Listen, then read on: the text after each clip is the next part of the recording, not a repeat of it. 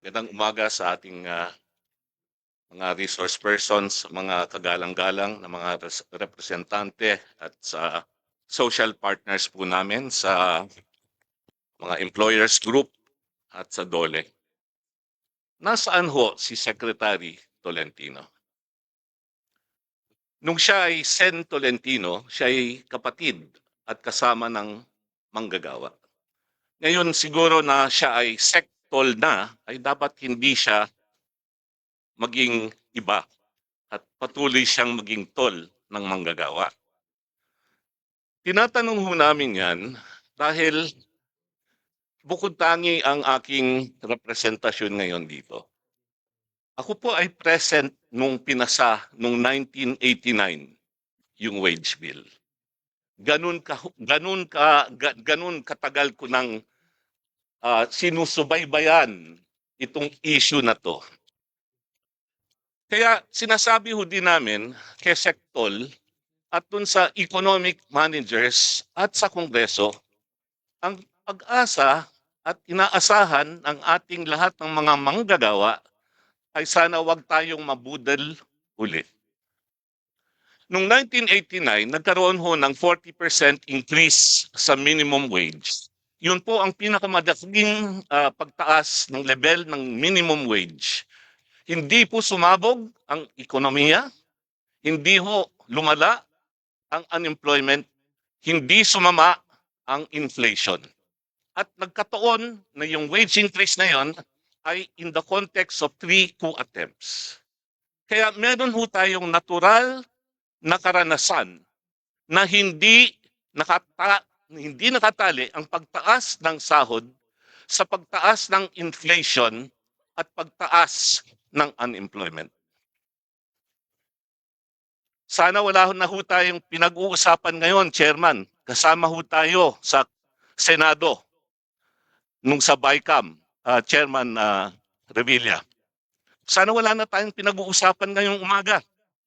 Kung hindi lang nagbabala yung mga economic managers dun sa pag-meeting natin kay Senate President Chis Escudero, kung natatandaan ninyo, sa last 3 days ng session ng 19th Congress, nang hinaharap na natin yung dapat na nangyaring bicameral conference committee. Magkasama ho tayo doon. Ni Congressman Mendoza, ni Congresswoman ng Gabriela, at nandun ho tayo sa office ng inyong ama. Anong sabi ho ng economic managers? Doon sa hinihingin nating 200 pagtaas ng sahod, sabi nila, tataas daw ang unemployment ng 300,000.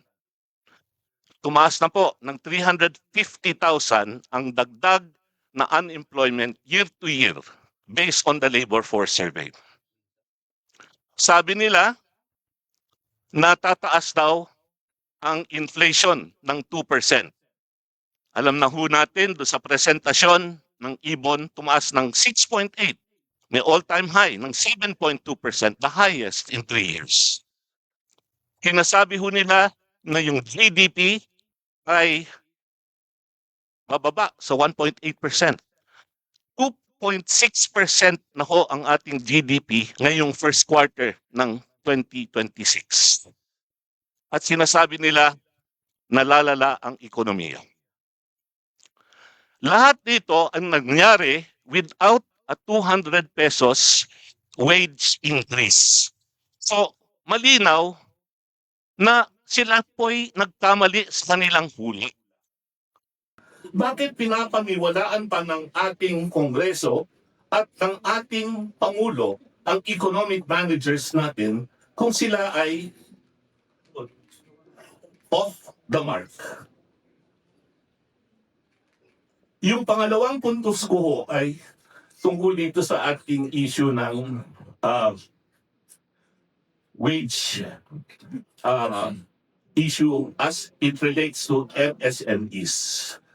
Tama ho yung sinasabi ng ating mga representatives at mga resource persons. 99.9% na ang employed sa MSMEs. Subalit sila mo ay exempted sila po ay exempt under the Bambi Law from the coverage of minimum wage legislation. Kaya yung argument na ho na yun ay hindi pwedeng bigyan ng credible support based on the data. Mr. Chairman, hindi po mahirap ang Pilipinas, pero marami pong naghihirap na Pilipino. Habang lumalaki ang tubo ng ihilan, paliit ng paliit ang umaabot sa kapag ng ating mga manggagawa. Meron na ho tayong 2 trilyonaryo kung isasama ho natin si Senator Villar at si Enrique K. Rason. Subalit merong 5 million minimum na kahit magtrabaho, nakasama ng kanilang anak at apo, ay hindi kailanman aabutin ang kakarampot na porsyento ng kayamanan ng ilan. Mr. Chairman, ang issue dito sa ating hearing ngayon ay hindi kung kakayanin ng ating ekonomiya ang 200 pesos wage increase, kundi kung kakayanin pa ng manggagawang Pilipino ang sahod na hindi bumubuhay sa kanilang mga pamilya. Mr. Chairman, salamat po. Yes.